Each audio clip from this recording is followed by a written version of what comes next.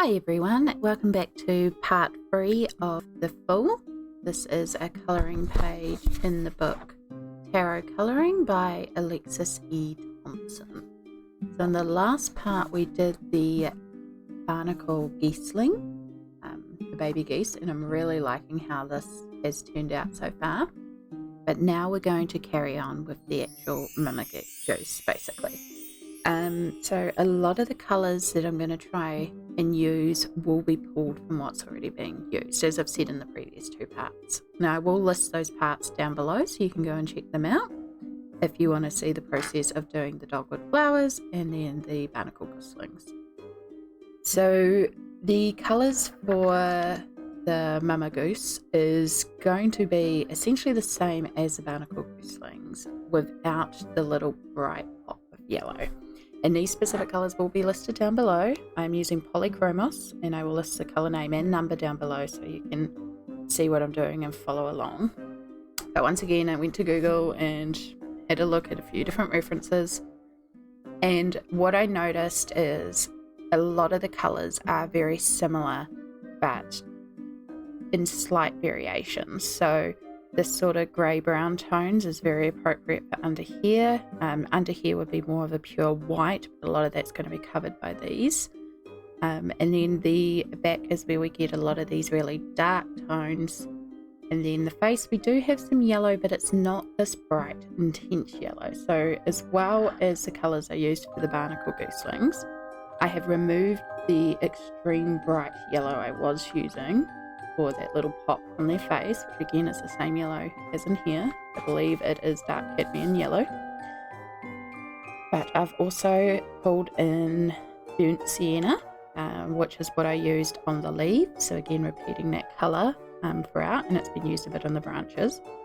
And then I am introducing Bistre, I don't know, 179, and brown ochre. And these are new colours to the palette, but as I looked on here, I noticed that there's a little bit more red in some areas, and this has a red undertone to it. And then there is still a bit of yellow in here, but it's not intense yellow. So by going and bringing in the brown ochre and the bistre, we've got sort of like those warmer light tones, and by building up with the warm greys and the ivory that I've previously used, I think I should be able to pull off an effect. So yeah, I may still need to bring in some more, especially like if this is more of a cooler grey white situation, so I may need to pull in some cool greys and whites to get that sort of pure white. We'll see as we go along. And yeah, I think that's everything. The other thing to note is in part 1, I had a little accident with a water bottle, which is why I try not to keep open liquids around on my desk.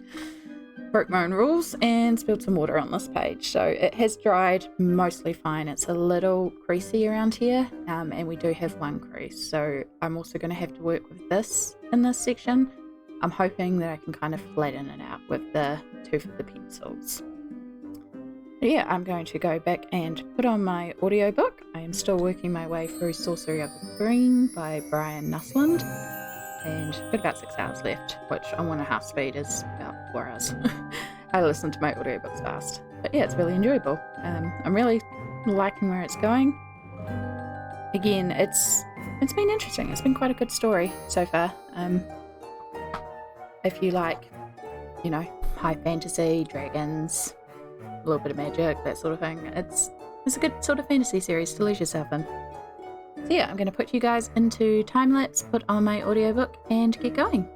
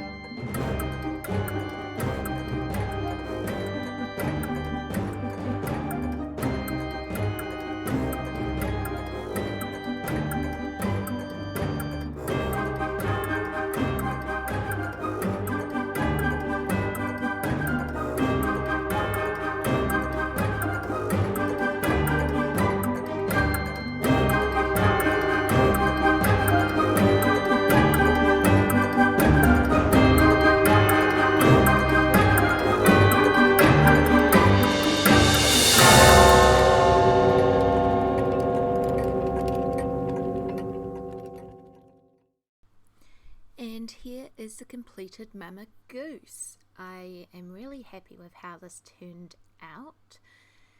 It's hard to tell at the moment because there's so much white on the page, but when I've coloured in all the background elements and got everything framed up, I may go back and just darken certain areas just to be able to tell the balance between everything, but with so much white at the moment it's a bit hard to tell. But I'm really happy with how this turned out, and I'm going to leave this part here and come back to you next time as we work on some of these background elements. I hope you're enjoying the series, and I'll talk to you guys next time. Bye!